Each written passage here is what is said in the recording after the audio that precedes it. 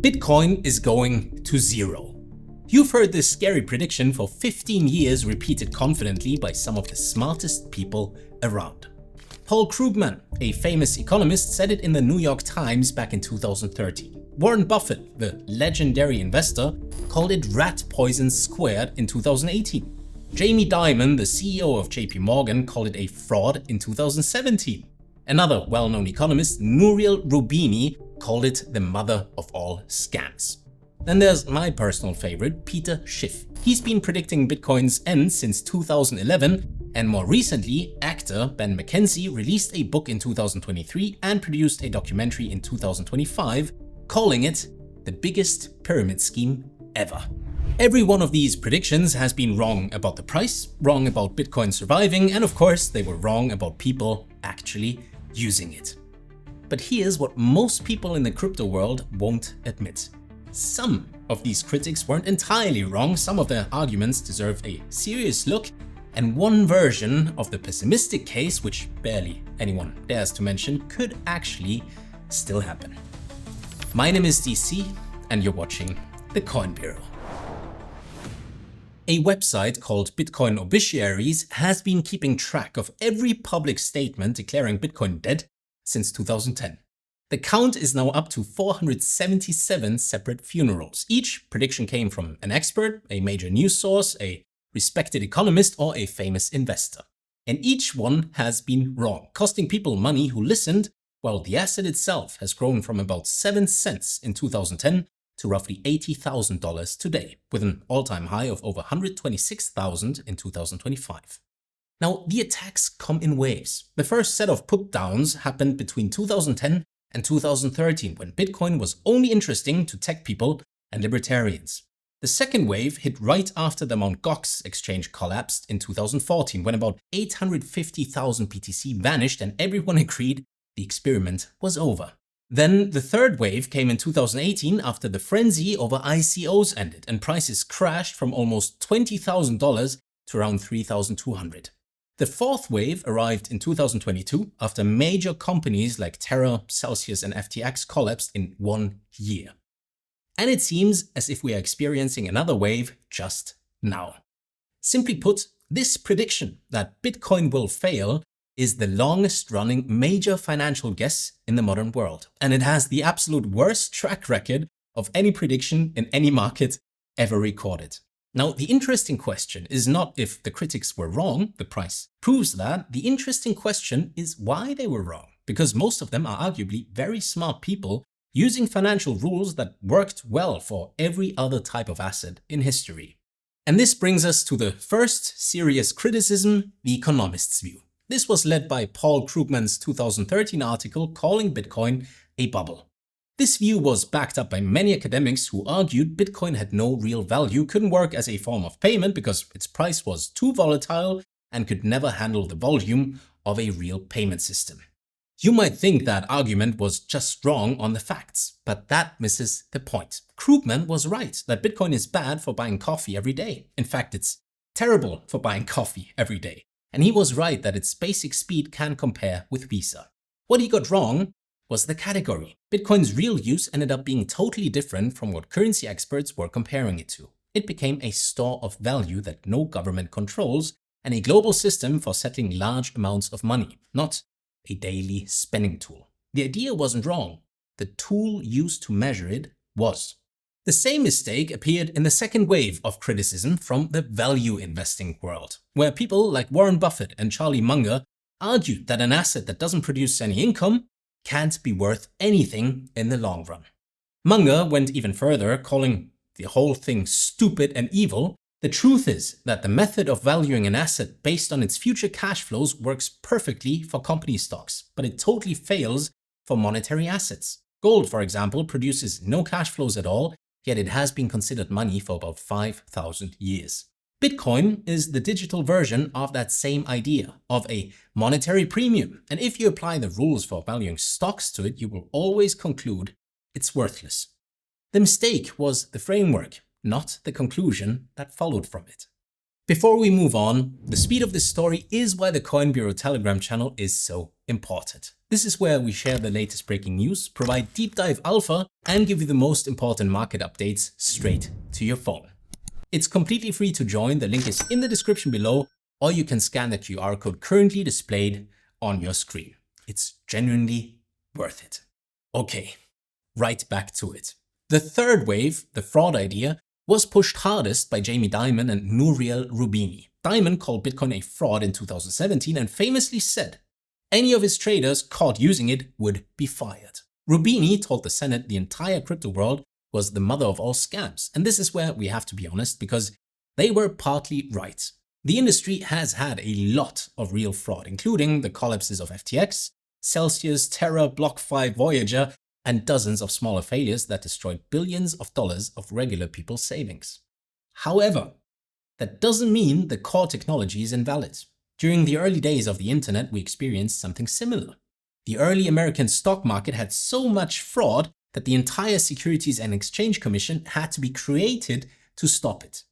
The cycle of fraud has consistently gotten rid of bad players while the core network of Bitcoin has kept growing. Dimon and Roubini mixed up the dishonest crypto industry with the honest Bitcoin protocol based on rules and code. Bitcoin itself has never been successfully attacked at its core, has never gone offline for a meaningful time, and processed every single transaction during every collapse they predicted would kill it.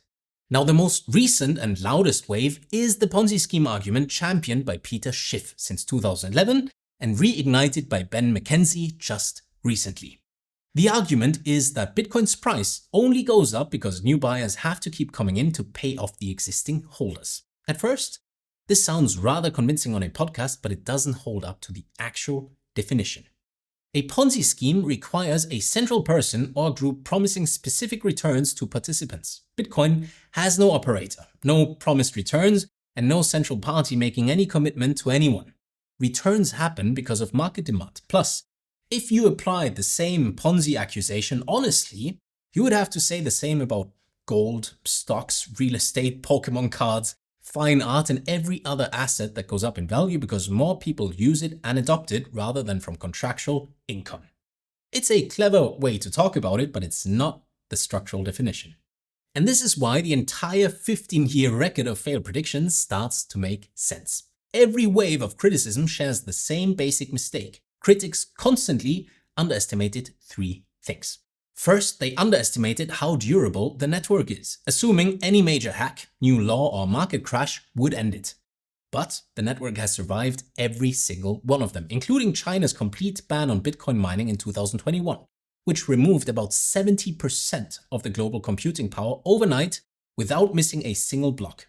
Second, they underestimate how widely it would be adopted, assuming Bitcoin would only ever be for fringe groups and criminals. Instead, it has been picked up by major government wealth funds, public companies holding it on their balance sheets, asset managers running spot ETF products, and, most surprisingly, the United States Indo-Pacific Command, which confirmed in 2026 that it runs a Bitcoin node as part of its defense infrastructure. Third, they underestimated the idea of a monetary premium itself, applying the rules for valuing stocks to a monetary asset and concluding it had no value when monetary assets are valued completely differently. You see, the critics are everything but dumb. They are simply measuring with the wrong tools. And here's the part that almost no one is willing to say out loud. The real long-term risks to Bitcoin are not the ones Krugman, Buffett, Dimon, Schiff, or Ben McKenzie ever talked about. They are focused on three areas that serious crypto investors are actually worried about. The first is coordinated bans by governments, often pushed by global financial groups like FATF, like the rules South Africa is currently making. The draft regulations published by South Africa's Treasury in April 2026 reclassify crypto as capital, give authorities the power to force people to hand over private keys, and propose fines of up to 1 million rand and 5 years in jail for not following those rules. If enough major countries adopt this type of rule, the ability to resist government control starts to weaken through the legal system rather than a tech hack. The protocol doesn't need to be broken, it just needs to be made illegal to access without proving your identity. And 99 countries have already passed a related travel rule legislation. The infrastructure is being built right now. The second risk is the long-term question of the security budget. The amount of new Bitcoin created per block is cut in half every 4 years. At the current rate of 3.125 BTC per block, miners make about $250,000 per block, or roughly $35 million in daily revenue. However, the transaction fees that users pay dropped to less than 1% of the miners' total income in late April. If fees don't increase enough to replace the subsidy as it continues to halve in 2028, 32, 36, and beyond, the security budget that protects the network gets weaker with every cycle, and there's no agreed upon solution for this problem yet. And the third risk is quantum computing. Google's work in 2024 validated the necessary assumptions for quantum error correction, and a March 2026 paper from Google Quantum AI estimated that breaking the type of cryptography Bitcoin uses, which are elliptic curve signatures, might require fewer than 500,000 physical qubits, which is about 20 times less than prior estimates. Approximately 25% of all Bitcoin is held in addresses where the public key is exposed and would be vulnerable to a powerful enough quantum computer. A proposal called BIP360 was added to the official Bitcoin Improvement Proposal repository in February to create a plan for a quantum-resistant upgrade. But the politics of forcing old-school hodlers to move their coins, including the roughly 1.1 million BTC linked to Satoshi, are totally unresolved.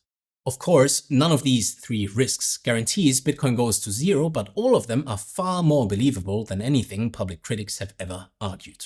And the honest investor takes them seriously, watches them, and adjusts their confidence accordingly. So here's the question that really matters. Will Bitcoin's adoption by big institutions and governments keep growing faster than the slow decay of people being able to hold their own keys without government oversight, allowing the network to become stronger through its legitimacy? Or will the combination of government checkpoints, an uncertain security budget path, and a quickly approaching quantum timeline ultimately hold the asset back in ways that 15 years of critics using stock market frameworks completely failed to see? Please get highly opinionated in the comments below, because this is the debate that actually matters for anyone holding Bitcoin into the next decade. If you want to understand exactly how the FATF travel rule is being woven into the OECD crypto asset reporting framework that started in South Africa and how that system is now spreading across the G20 countries, then you should definitely check out our deep dive video right over here. Thank you all so much for watching, and I'll see you again very soon. This is DC signing off.